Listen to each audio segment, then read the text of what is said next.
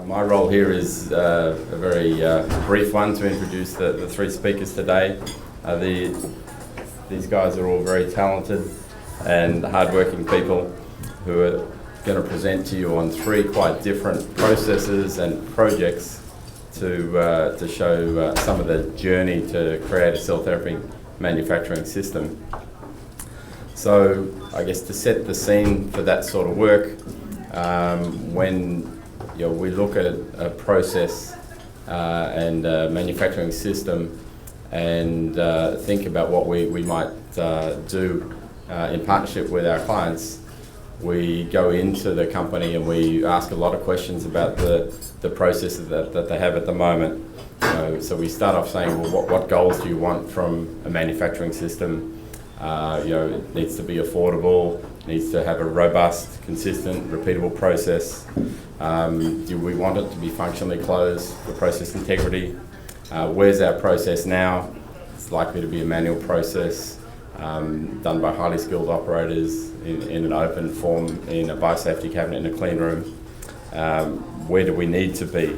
What sort of process development has to happen to take that process to something that is affordable and consistent and repeatable? What are the nice to haves? What are the must haves? The outputs of such work might lead you to a phased development plan where your process development people need to make some modifications to the process to fit with the automation and the disposables for functionally closing the process. And but you may decide not to do all of those activities in the first or in one big project. You might spend the capital, do the development to get it to a stage where it's suitable for commercial or for phase 3 or early commercial production before investing in the dollars to take it the whole way. So at the end of this initial engagement, you end up with a capital plan, a time development plan, and a process development plan that will take you on that journey. So, the steps are review the process, decide the path, test alternatives, develop solutions, and then fold those into a production environment. So initially I'm going to introduce Dr. Ian Harris, who's the Senior Director of R&D at Janssen.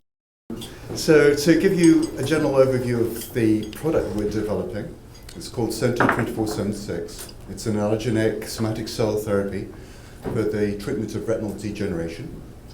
We're currently in clinical trials for geographic atrophy, which is the severe form of dry AMD. In terms of the high-level CMC goals, we are manufacturing 4 different doses with a 10-fold range, and all those doses are to be cryopreserved and meet stability for the entire time of the clinical trials. The product is ready to inject, meaning that after it's been shipped to the clinical site, it's thawed and aspirated and delivered through a microcatheter. So that's the only handling steps. There's no processing in terms of reformulating or diluting. The important criteria for us is delivering quality product to patients through the clinical development and commercialization of the product. In terms of our strategy, we really do need to balance the technical risks, comparability, and also our expenditure into the process. So we want to make timed investments so that most of the investment in our CMC equipment and facilities is occurring after the clinical proof of concept. So what's shown along the bottom here is our equipment trained for phase 2B. Hopefully next year I'll be able to show you the equipment for phase 3 in commercial and show you how for each unit operation that's evolved. One of the key things that we've looked at is the manufacturability and having the input of experienced GMP operations in the design of the equipment and the processes is very important. So in terms of manufacturability, one of the key things is that can you validate the process? So for example, the manipulation of cell cubes, and the steps in formulation we thought were key to our program, and being able to validate that was essential. Also minimizing failures and deviations in our process, and we see that automation can really address those needs. What's often not talked about is the training and qualification of operators, and we really want to minimize that expense. Argos is a fully autologous cell therapy company.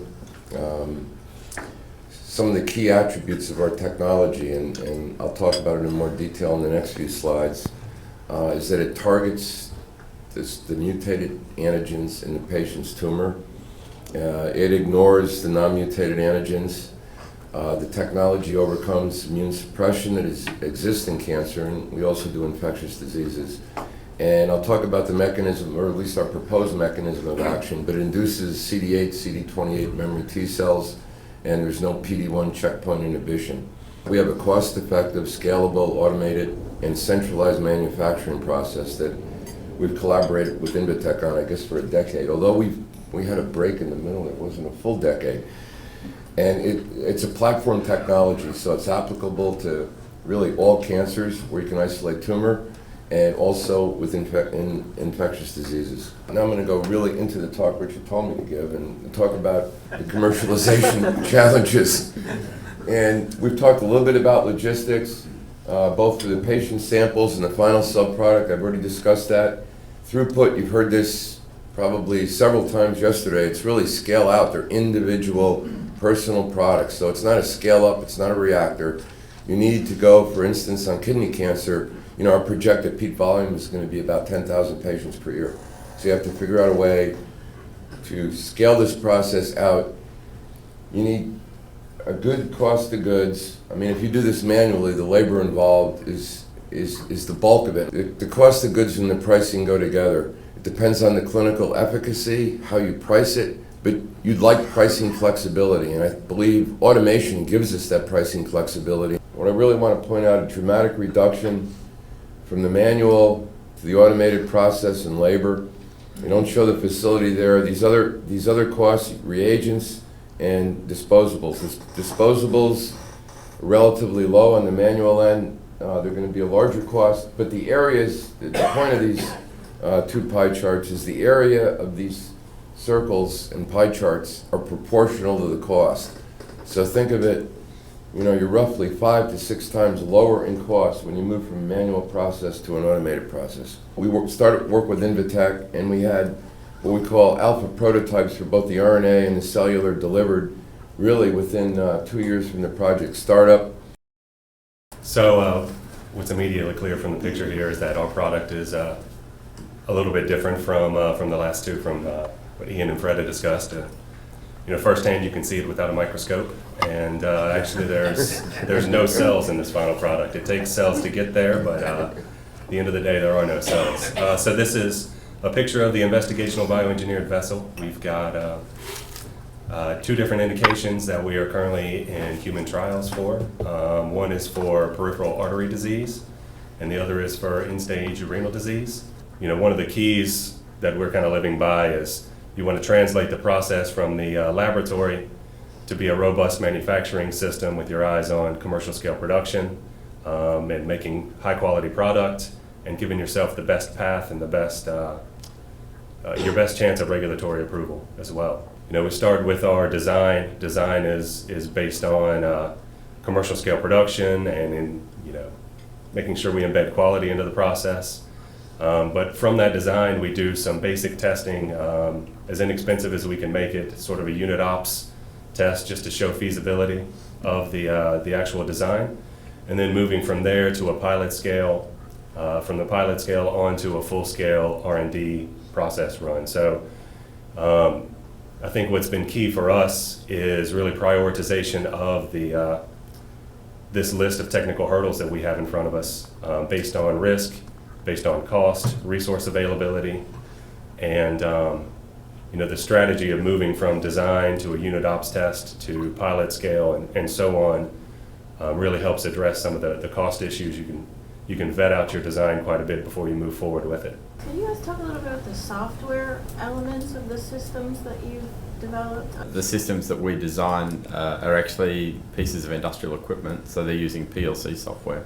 So we're designing the software to run the process. So we go in there and we draw out in detail the process steps, the times, the temperatures, and we build that into the PLC code that runs the equipment. And as I say to Lee Williams at Argos, who owns that RNA device, the robot makes the same mistake every time. And once you eliminate the mistakes from its repertoire, it does the same process. So the consistency of output is amazingly solid. How do we feel this sort of, or fill that valley of death between clinical data, automation, and BLA? The first thing that we do, as I said in my introduction, is come in, do a deep dive on the process, try and understand the process and pick the most appropriate technologies for taking that forward. That can develop a staged capital plan that matches your process development plan. Now, but it costs, like I said, about $150,000 to do that first study, but it gives you a plan that you can then use with your investors as a path forward. They know how long it's going to take to get into production, what steps have to go through, and then you can make a financial decision on that. We find, and I'm sure that Fred can talk to that some of the material that we produce in the work that we do is very persuasive for the investors in encouraging them that there is a path forward. It has to be done early. The stories I hear about, Dendrion is if you wait too long, you kind of get fixed. You get stuck in the mud on yourself too. You run out of time, you get stuck in the mud, and God bless them for getting approved, but now they got this other problem that's really hard to solve when you're commercial. So, Dr. Healy, this is the conundrum. I don't really have a good answer. You got to do it early enough. You wait. We're actually crunched now because we put automation on the back burner for a while after this Kieran relationship broke up. So now we're trying to cram. I don't want to say cram, but it feels like that, right? We're trying to finish this project off at the time we're going to get the data for the phase 3. And God help us if we don't, because the worst thing is you have positive data and you don't have a way to put it on the market.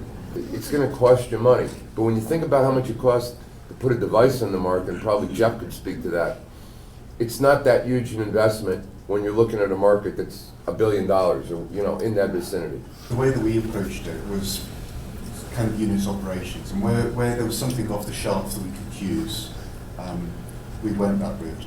Or if we saw that there was something that could be automated, or as part of the strategy, then we implemented that. So it wasn't that from day one we went in for fully automated, and then for phase 2 we've automated at a small scale. So it's not gone into the commercial scale operation. So trying to stage the investment as well. So the key to that is that the automated steps that you're doing are scalable. So when we're moving from the phase 2 equipment frame to the phase 3, we're actually just sizing up the movements, but the cells are experiencing the same process steps and conditions.